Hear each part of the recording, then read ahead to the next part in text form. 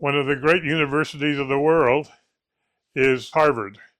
And there's so many good things that they've done even before the revolution because they started in the 17th century. Now we have a situation where there's a heavy controversy between the Trump administration and Harvard, as you probably read. And initially, my instinct is, being as someone who loves the academic, gee, I want to be on Harvard's side, and I can't. And the biggest reason for that is that over on the right with MAGA, like Steve Bannon at the War Room, introduced us to an expert in the deep state named Mike Benz. So Mike Benz has put together a video on the War Room, which, for anyone who's taking a look at my newsletter, you can listen to.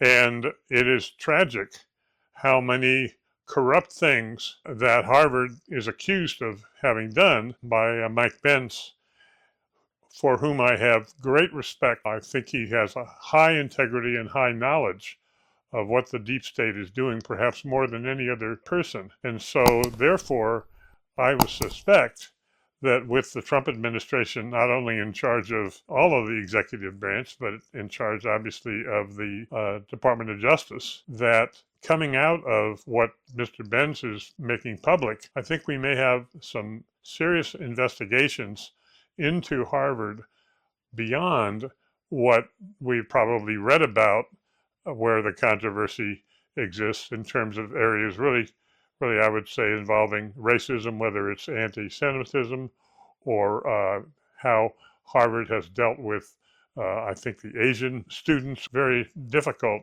for me to suspect that Harvard has been involved, but that's the way it is. And as I also say in the newsletter, this will have, I think, some investment impact.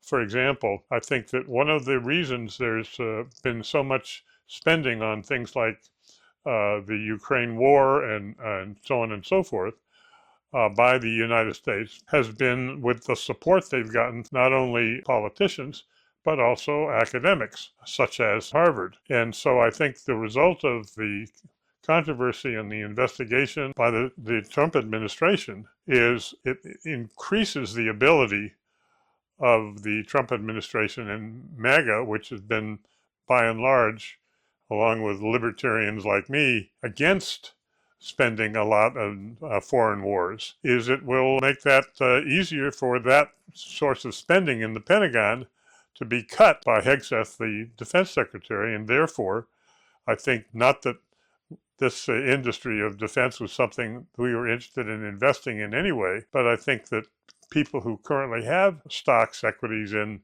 that area should take a look on just getting out of everything having to do with defense. I think can have an investment impact, both positive and negative.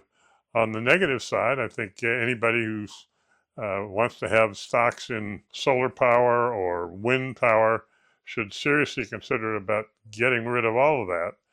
On the positive side, as we've said in the newsletter, the fossil fuel energy business, whether it's coal or whether it's oil or natural gas, I think is a good place to invest as it becomes more popular in the United States. Here in California, one great example is the state of California has made crude oil refining so onerous that we have the highest gasoline prices in the country, maybe in the world, I don't know. And there's talk that they may go even higher based on the current regulations from the California state. So I think as that gets reduced, that also could help that whole industry, as well as companies that we've recommended like Pump that will be helped as servicing the oil production industry. So that's why I think, as tragic as it may be for those of us who have such respect for Harvard in the past, it's a very good thing that Harvard will be under, I think, severe and appropriate investigation.